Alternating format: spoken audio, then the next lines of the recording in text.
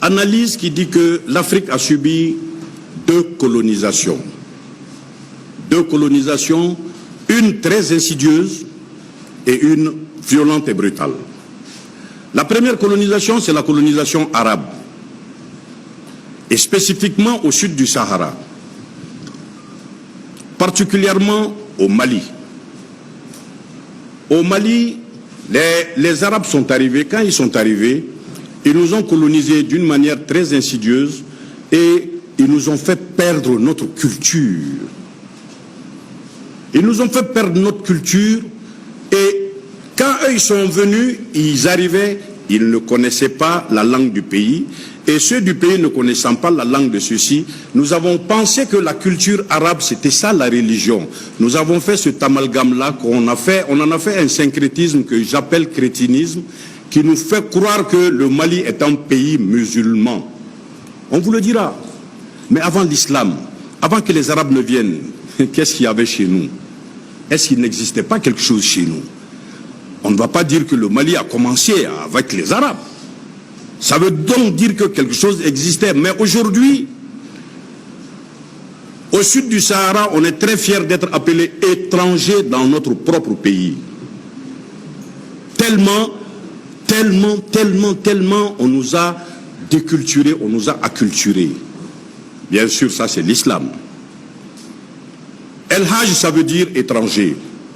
Quelqu'un qui effectue le pèlerinage à la Mecque, il est étranger. Mais quand il revient chez lui, il ne peut plus être étranger. Mais nous sommes très heureux, très contents d'afficher El Hajj Draman Samake, parce que je effectue le pèlerinage à la Mecque. L'étranger Draman Samake dans son propre pays, ou Adja dans son propre pays. Ah, c'est paradoxal, ça ne s'explique pas. Allez au Maroc, vous ne verrez jamais un El Hajj parce qu'ils savent qu'en langue arabe, ça veut dire étranger. Et la deuxième colonisation, c'est pourquoi je veux vous dire, le premier devoir que je veux vous donner, c'est de me donner le nom des jours en Bamanankan. On va trouver le nom des jours en Bamanankan. Quelqu'un peut le trouver ici? Le nom des jours en Bamanankan. Hein? Ah, ils vont dire Ntenen, Tarata, Araba, Alamsa. Ça c'est arabe, hein? Ça ce n'est pas Bamanankan. Ils vont le dire Ntenen, Tarata, Araba, Al-Kamisa, Djouma, Sibri. Ça c'est arabe, ce n'est pas Bamanankan. C'est le premier devoir que je donne. Hein? Ça ce n'est pas Bamanankan, ça c'est arabe. Et les Ségoviens te diront Ambeta Sala, Ambeta Douadjo. Mais nous on dit Ambeta Soula. Souk, ce n'est pas Bamanankan. Non, souk c'est arabe. Le souk il est arabe, hein. Et ensuite nous avons eu une autre colonisation, la colonisation européenne, l'occidentale, spécifiquement la française. La française, elle est venue, elle nous a déculturés elle aussi, elle nous a acculturés et elle nous a emprisonnés dans nos pauvres têtes. Parce que on ne pouvait même plus parler avec le symbole, la langue de notre pays, et on sait qu'on ne se développe pas dans la langue d'autrui.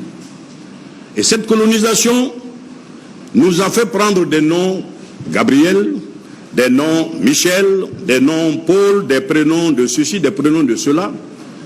Et on a oublié les Ngolo, les Zan, les Mpié. Quand tu dis ça, on dit que ce n'est pas musulman. Quand tu dis Bandjougou, on dit que ce n'est pas chrétien. Voilà une autre colonisation. Et le deuxième devoir que je vous donne, c'est de me dire le nom des mois en langue bamanankan. Kalotro, janvier, février, mars, avril, mai, comme on le dit en bamanankan. Ça, c'est le deuxième devoir que je donne pour, si Dieu nous prête longue vie, pour les éditions à venir du Festival sur le Niger. La prochaine édition, bien entendu, ce n'est pas loin. Voilà. Et nous, depuis jeunes écoliers, nous avons fait ce constat. Tcherno Ametcham et moi. Nous avons dit que l'Africain en général, et particulièrement le Malien, est riche de la culture d'autrui, mais pauvre de sa propre culture. Et c'est ce concept que nous avons baptisé la pauvritude. La pauvritude, c'est quand tu es riche de la culture d'autrui et pauvre de ta propre culture. Quand les gens nous disent Soumanguru Kanté, Soumaoro Kanté, Soumanguru Kanté, mais en réalité c'est Soumbangolo Diarisso. On te dira Samori Touré, Sokona Mori Touré. Voilà des choses que les enfants doivent connaître, qu'il faut que l'on sache.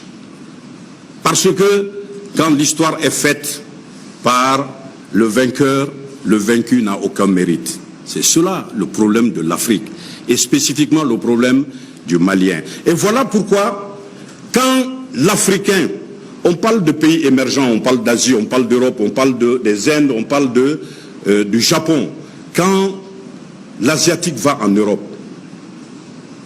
il va prendre ce qu'il y a de bien dans la culture occidentale ou la culture américaine. Il vient enrichir sa culture traditionnelle avec ce bien qu'il a pris là-bas. Au contraire de l'Africain, quand nous partons en Europe, nous allons y prendre ce qu'il y a de mauvais et nous revenons détruire le peu de bien que nos anciens avaient construit. Ils ne sont pas nombreux ceux qui, avec un salaire de 100 à 150 000 francs, mangent à la main en famille. Une fois qu'on a un petit moyen, on préfère manger à table, faire comme le blanc. Tendez le micro à un intellectuel africain, un intellectuel malien spécifiquement.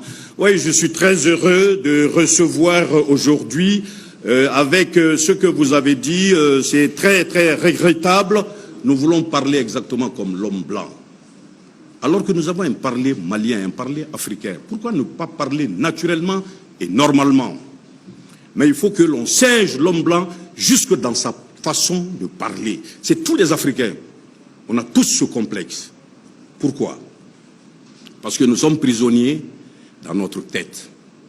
Donc, voilà ce qui a prévalu à la rédaction du Rampant. Le concept que on peut construire notre développement à partir de la culture. À partir de notre culture, on peut construire notre développement.